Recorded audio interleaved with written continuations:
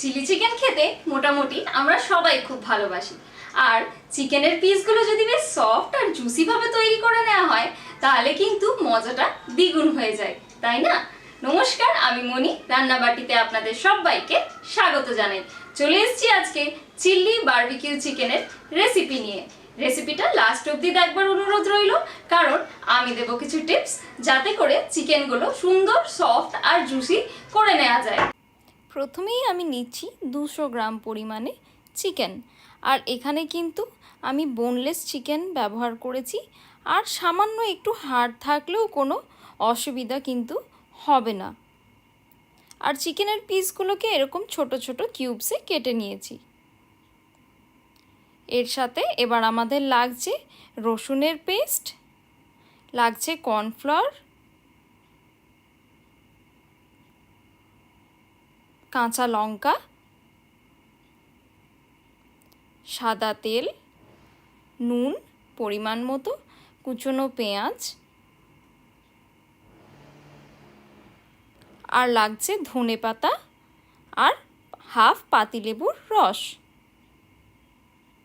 নিয়েছি finely chop করে নেওয়া রসুন,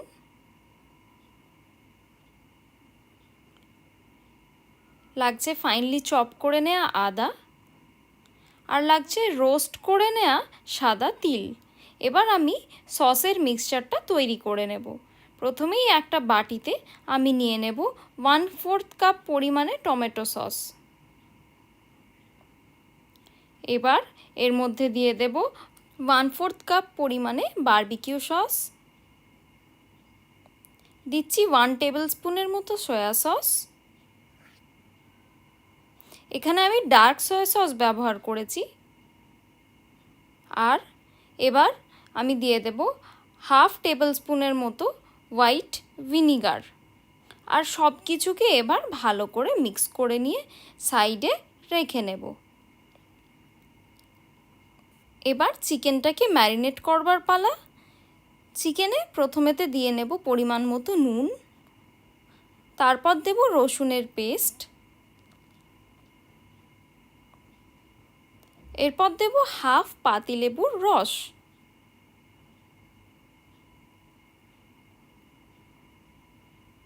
দেব সামান্য একটু ভেজিটেবল অয়েল, এখানে আমি সাদা তেল ব্যবহার করেছি। আর যে কোনো ম্যারিনেশনে তেল ব্যবহার করলে কিন্তু ম্যারিনেশনটা বেশ সুন্দর গা মাখা হয়ে থাকে।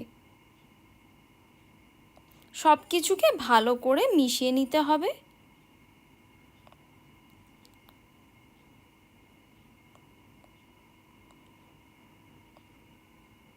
মিশিয়ে নেবার পর এর মধ্যে আমি দিয়ে দেব সামান্য একটু কর্নফ্লাওয়ার।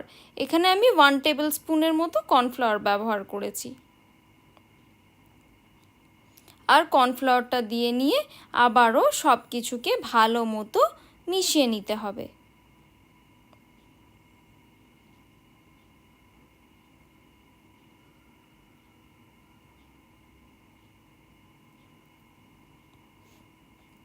আমি হাতের সাহায্যেই সব কিছুকে ভালো করে মিশিয়ে নিচ্ছি। মেশানো হয়ে গেলে এটা আধ ঘন্টার জন্য রেস্টিং টাইমে রেখে দেব। আধ ঘন্টা পর কড়াতে দেব কিছুটা সাদা তেল,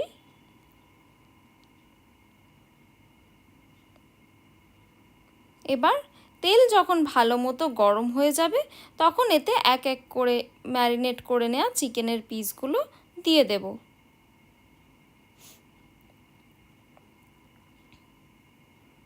আর হিটটা মিডিয়ামে রাখবো, হাই হিটে কিন্তু চিকেনগুলো ভাজবো না। সবকটা চিকেন ভাজা হয়ে গেলে আমরা একটা পাত্রে তুলে নেব।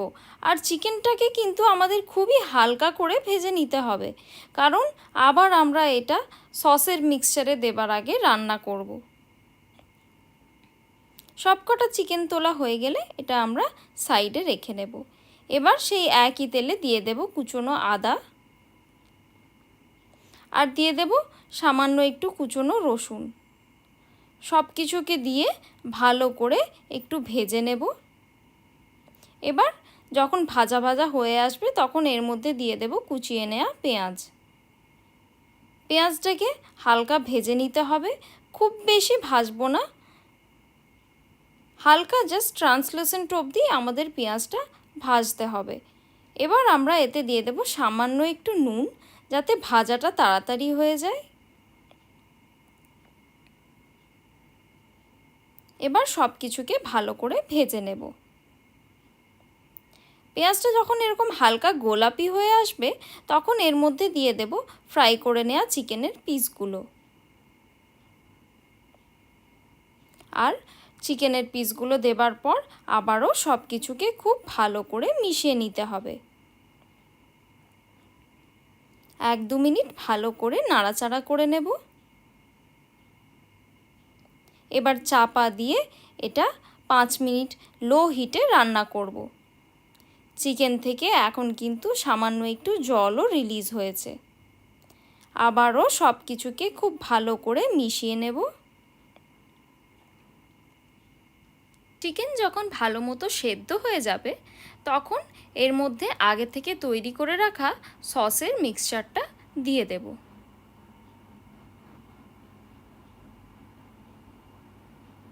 এরপর আবারও সব কিছুকে খুব ভালো করে মিশিয়ে নিতে হবে। এখন কিন্তু হিটটা আমরা হাইতে রাখবো।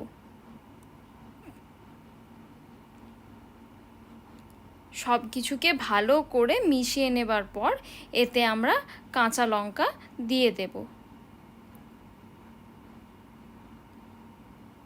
কাঁচা লঙ্কার পরিমাণটা আপনারা আপনাদের ইচ্ছে মতো দিতে পারেন।